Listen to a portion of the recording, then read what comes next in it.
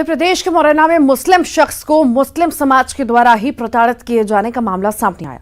मुस्लिम समाज के कुछ लोगों ने यूसुफ खान के घर पर धावा बोला, फिर हथौड़े से तोड़ दिया हाथ। प्रताड़ना के दौरान अब यूसुफ खान ने प्रशासन से मदद की गुहार लगाई। यूसुफ कहते हैं कि अब वो अपनी जमीन हिंदुओं को दे देंगे, लेकिन उन्हें नहीं देंगे जिन्होंने इसे तोड़ा है। पीड़ित की शिकायत है कि अब पिछले 2 सालों से उनके अपने समाज के लिए लोग ही जमीन की खातिर उन्हें प्रताड़ित कर रहे हैं। इतना ही, उन्होंने यहां तक कह दिया कि चाहे उन्हें हिंदू बनना पड़े, लेकिन अब समझौता नहीं करेंगे।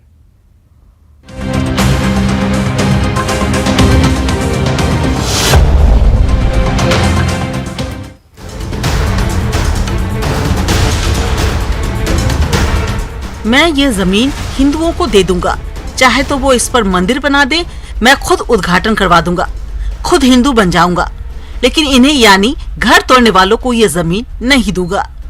ये गुहार है मध्य प्रदेश के मुरैना के रहने वाले यूसुफ खान की।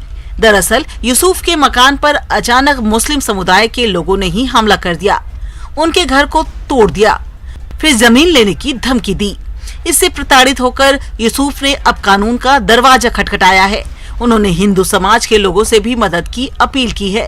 यूसुफ के घर को तोड़ने की वारदात सीसीटीवी में कैद हुई है, जिसमें साफ दिख रहा है कि कई लोग हथौड़े लेकर वहां मौजूद हैं, दीवारों को तोड़ रहे हैं। मामला काफी गंभीर है। अब देखना होगा कानून किस कदर यूसुफ की मदद करता है।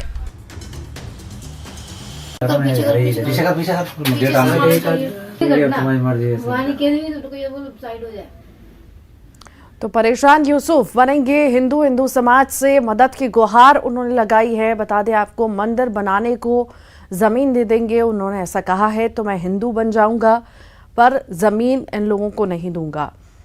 मुस्लिम समुदाय का युवक है और उसी पर मुस्लिम समुदाय के लोगों ने हमला किया है। मकान की वजह से हथौड़ा वहां पर चलाया गया और मकान तोड़ने की कोशिश की गई। ये तस्वीरें आपको दिखा रहे हैं। परेशान यूसुफ ने गुहार लगाई है, मदद की गुहार पुलिस से लगाई है।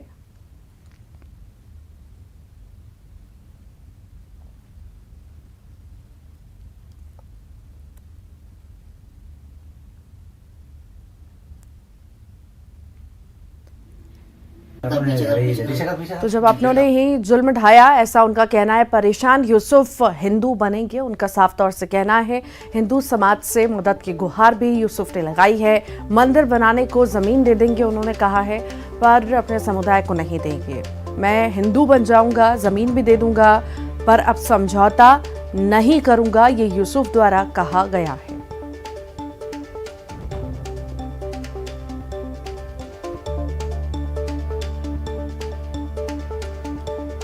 मध्य प्रदेश के मुरैना में मुस्लिम शख्स को मुस्लिम समाज के द्वारा ही प्रताड़ित किए जाने का मामला सामने आया। मुस्लिम समाज के कुछ लोगों ने यूसुफ खान के घर पर धावा बोल दिया, फिर हथौड़े से तोड़ दिया। प्रताड़ना के बाद अब यूसुफ खान ने प्रशासन और हिंदू समाज से मदद की गुहार लगाई है। यूसुफ कहते हैं कि अब वो अपनी जमीन हिंदुओं को दे देंगे, लेकिन उन्हें नहीं देंगे जिन्होंने इसे तोड़ा है। पीड़ित की शिकायत है कि पिछले 2 सालों से उनके अपने समाज के लोग ही जमीन की खातिर उन्हें प्रताड़ित कर रहे हैं। इतना ही नहीं, उन्होंने यहां तक कह दिया चाहे उन्हें हिंदू बनना पड़े, लेकिन अब समझौता नहीं करेंगे।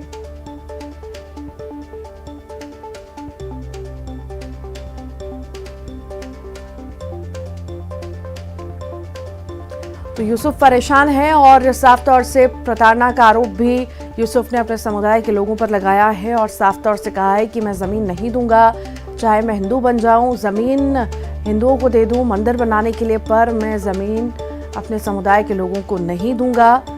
मुझे 2 साल से प्रताड़ित किया जा रहा है, जुल्म मुझ पर ढाया जा रहा है, मैं परेशान हूँ। और उन्होंने प्रशासन से मदद की गुहार लगाई है, साथ ही साथ हिंदू समुदाय से भी मदद की गुहार लगाई है।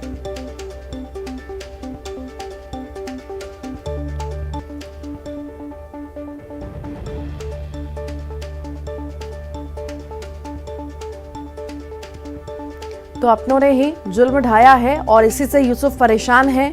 साफ तौर से उनका कहना है कि कुछ भी हो जाए मैं ज़मीन नहीं दूंगा, हिंदू समाज को ही ज़मीन दे दूंगा, मंदिर बनाने के लिए ज़मीन दे दूंगा, पर अपने समुदाय के लोगों को नहीं दूंगा। मुझे 2 साल से प्रताड़ित किया जा रहा है, परेशान किया जा रहा है और हथौड़ा लेके तोड़ा भी गया है मकान।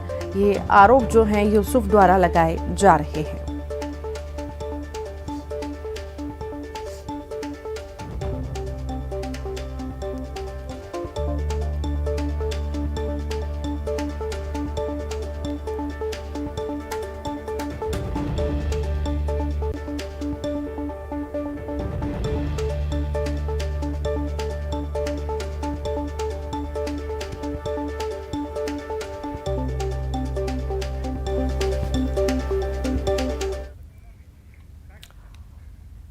और आखिर ये पूरा मामला है क्या, कब से शुरू हुआ, खुद यूसुफ से ही जान लेते हैं। यूसुफ हमारे साथ जुड़ गए हैं, उनकी पत्नी भी अमीशा भी हमारे साथ जुड़ गई हैं। यूसुफ, बहुत स्वागत है आपका। आखिर कितने लंबे वक्त से आप परेशान हो रहे हैं, क्या क्या परेशानी है, मैं चाहूंगी विस्तार से आप बताइए। पहले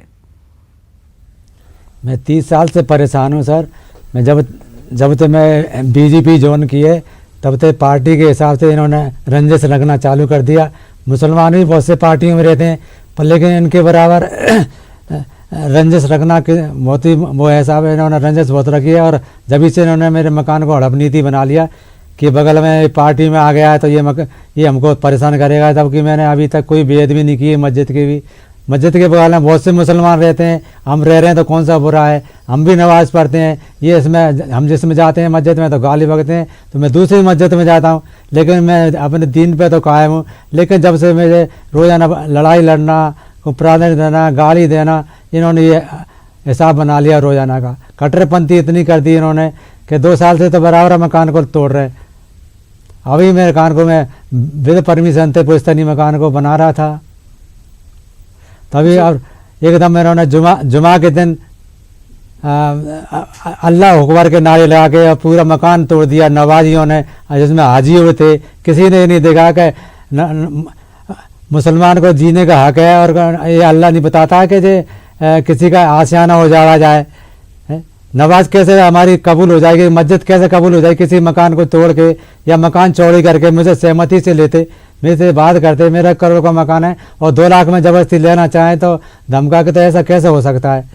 आपने कहा है कि मैं तो हिंदू बनना चाहता हूँ, आखिर ये हाँ। बात आपके अंदर कैसे आई, क्यों आप ये धर्म अपनाना चाहते हैं, किन वजह से? जी हाँ, ये वजह यही है कि मेरे को ये जब मानना ही चाह रहे हैं, यहाँ रहने ही नहीं दे रहे, तो अब दुनिया में ऐसे रहने से खा रहा है। कोई दीनदार मेरे सामने नहीं आया कि ये गलत हो रहा है, कि इनको समझाने के लिए सब एक हो रहे हैं तो मानने की दे रहे हैं। तो ऐसे जीने से क्या फ़ायदा है। ऐसे तो कोई भी धर्म में रह लो तो आदमी जीने का हक तो देता है। तो इन्होंने तो मेरा जीना भी दुश्वार कर दिया 30 साल से।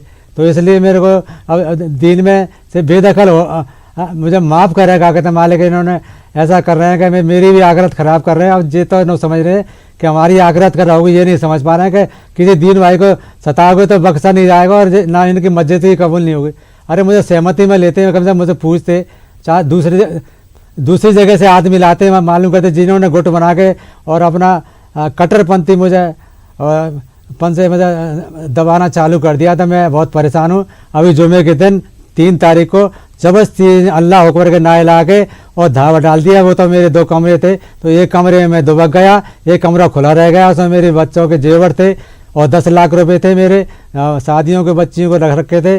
अभी बच्चियों की शादी नहीं करी है, तो ये पूरे को तोड़ गया। एक कमरे में मैं बंद नहीं कर पाया, तो उसको पूरे खोल के और लगे टीवी फ्रिज सबको तोड़ गए, कब पलट तक नहीं छोड़ा उन्होंने।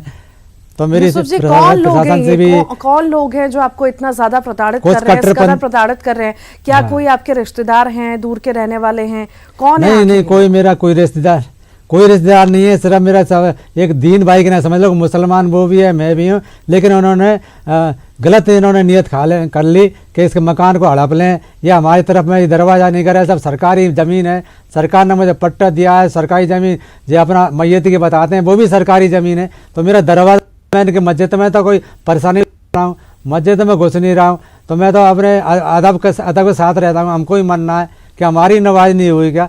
ये तो ज़बरदस्ती थी मकान को वो बना के मुद्दा और मुझे परेशान करना चालू कर दिया है। तो मेरी यही गुजारिश प्रशासन थे कि जिन्होंने मेरा मकान तोड़ा तो इन्हीं के मकान तोड़ो। तो जब मुझे वो तसल्ली आई कि कभी मालिक ने नहीं किया कि किसी को परेशान करना, दीन नहीं बताता है, लेकिन इन्होंने मुझे मजबूर कर दिया। मैं इससे तो मरना ही मेरा बेहतर है कि ऐसा कर क्यों रहे मेरे साथ में। यूसुफ जी, आप बता रहे हैं कि आपको इतना प्रताड़ित किया गया है, घर से सामान लेकर के वो चले गए, गहने थे वो भी लेकर के चले गए, साथ ही साथ घर तोड़ने के लिए वहां पर पहुंचे। आपने इतनी मदद की गुहार लगाई, क्या आपको अभी तक कोई मदद मिल पाई? मैं कोई मदद नहीं मिली है। 2 साल से बराबर तोड़ रहे हैं। मेरे पास एसपी, कलेक्टर, कमिश्नर सबकी प्राप्ति रखी हुई है, थाने की रखी है, एसडीओ की रखी है, लेकिन कोई पुलिस वाला न प्रशासन कोई नहीं आया है। और मैं विधिवत मकान को बना रहा हूँ, मंजूरी लेके, नगर पालिका से मंजूरी, तहसील से मंजूरी। मेरी सरकारी ज़मीन है, उसको सरकार ने मुझे भूस्वामित्व भी दिया है। सरकार की मैंने सरकार को 10,500 रुपये की रसीद भी कटवाई है ज़मीन की, तो तभी मेरे को मकान नहीं बनाने दे रहे हैं परमिशन के हिसाब से। तो अब मैं क्या करता हूँ, मेरे पे एकदम धाऊ डाल दिया मुझको। अब मैं चुपचाप दुबक के मैं मीडिया वालों के पास आया हूँ, मारने से धमकी दे रहे हैं। अब इनका तो उधर मालिक देखा कि ये किस तरह से मेरे को खारिज कर रहे हैं। ये इनको, मेरे पास कोई दीन वाला भी नहीं आया कि ऐसा ना मत करे। जी जी जी, ठीक जी, आप लगातार बने रहिए। अनिशा जी भी आपकी धर्मपत्नी जुड़ी हुई हैं। अनिशा जी, यूसुफ जी कह रहे हैं धर्म परिवर्तन करने का, क्या आप भी धर्म परिवर्तन करने के लिए तैयार हैं? और साथ ही साथ आपके पूरा परिवार भी धर्म परिवर्तन के लिए तैयार है? मैं हिंदू धर्म अपनाएंगे अपने घर में। इनको मस्जिद वालों को अपनी मस्जिद नहीं देंगे, हमें बहुत परेशान कर लिया है। मैं मंदिर बनवा दें, मैं खुद खड़े होकर मंदिर बनवा दूंगी, खुद भी पूजा करूंगी मैं। मगर इनको मैं इतने साल से मुझे परेशान कर रहे हैं, मुझसे काफिर कहते हैं, गाली बकते हैं। बाज़ारों में जाके सब्जी वालों से, कोई दुकानदारों से कहते हैं इसको कुछ मत देना। फिर भी मैं इनको नहीं देंगे, मस्जिद मंदिर के लिए दे देंगे और मैं हिंदू बन जाऊंगी। और सब हिंदू भाई मुझको अच्छे बोलते हैं, प्यार से बोलते हैं। मोहल्ले में जितने हिंदू हैं, कभी तक उनने हमसे कुछ भी नहीं कहा। जी, आप बता रही हैं कि इतनी ज़्यादा परेशानी होती है, आपको प्रताड़ित किया जाता है, परेशान किया जाता है पूरे परिवार को इतने लंबे वक्त से। आखिर क्या लगता है आपको, आपके समुदाय के ही वो सभी लोग हैं, क्या उनकी मंशा हो सकती है, क्यों आखिर इस तरह से प्रताड़ित कर रहे हैं? इसीलिए कि हम जब मकान मस्जिद में दे दें तो हम इनके जो लोग समझते हैं मस्जिद में नहीं दे रहे। अब मेरा मकान इतना पुराना मकान है, मेरे दादा परदादा के ज़माने से। मेरी सास की शादी उसी में से होके आई, मेरी भी हुई की आई है। हम मस्जिद को कैसे देंगे? कुछ नहीं जगह मेरे पास, और कोई एक मकान भी नहीं है, कुछ भी नहीं है, खेती नहीं है, बाड़ी नहीं है, एक मकान के सिवाय कुछ भी नहीं है मेरे पास।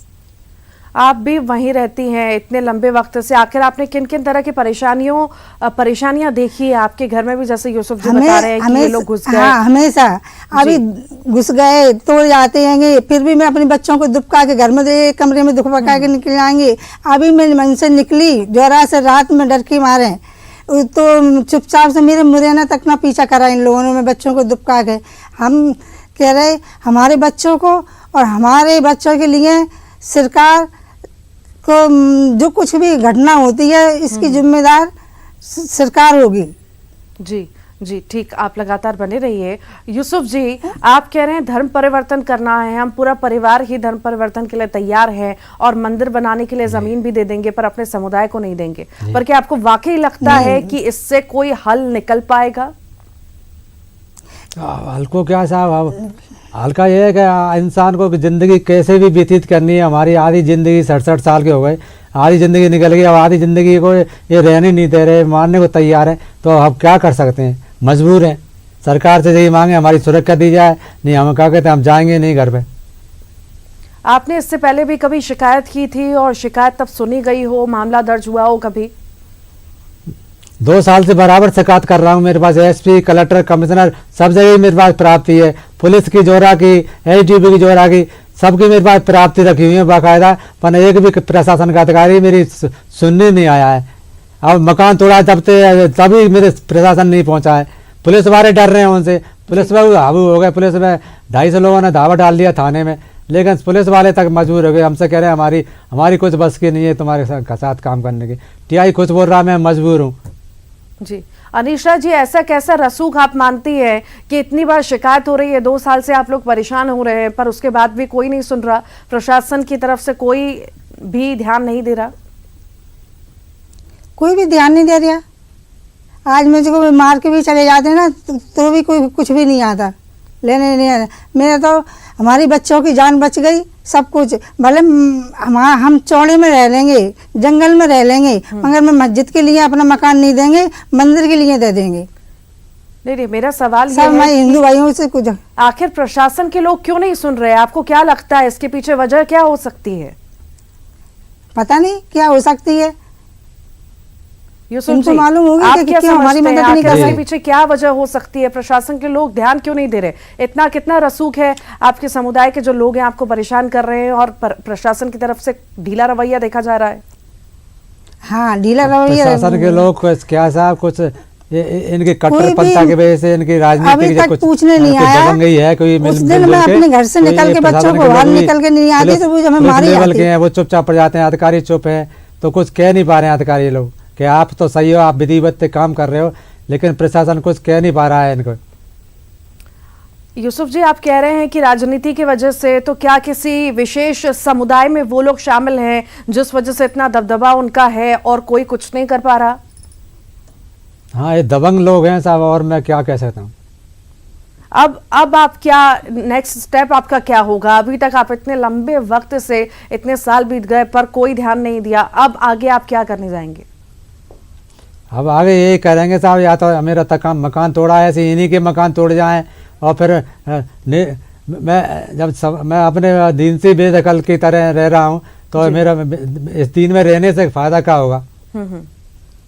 ठीक ठीक, हम यही दुआ करते हैं कि जल्द से जल्द जो भी आपकी परेशानी है उसका समाधान हो सके। हम प्रमुखता से हमने टीवी पर ये दिखाया है और आपने भी अपनी बात रखी है, ये बात प्रशासन तक पहुंचे और आपकी जो परेशानी है उसका हल निकल सके। बहुत बहुत शुक्रिया यूसुफ जी, अनिशा जी, आप हमारे साथ जुड़े।